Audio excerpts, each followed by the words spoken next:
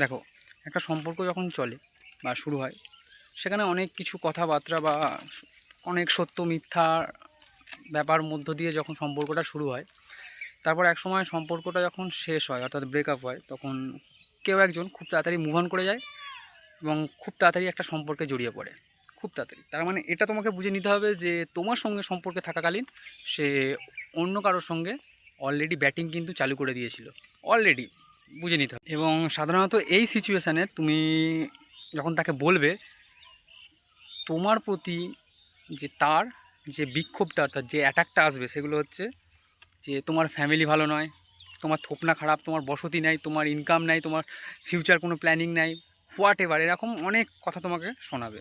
কিন্তু এই কথাগুলো বলেই তুমি শুরু করেছিলে সম্পর্ক, সে জেনেই শুরু করেছিল বা তোমাকে বিভিন্ন রকমভাবে দেখেই শুরু করেছিল।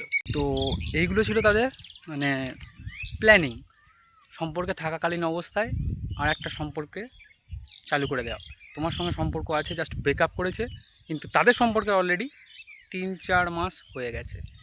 এটাই কিন্তু বাস্তব ভাই, এটা হয়। না হলে একটা সম্পর্কে শুরু হওয়ার মধ্যে 7 থেকে 8 মাসের মধ্যে কেউ মানে ব্যাক আপ করতে পারে না বা মুভ অন করতে পারে না, যদি সে সত্যি ভালোবাসে, যদি সে সত্যিকারের লয়াল থাকে। সাইকোলজি তো এটাই বলে।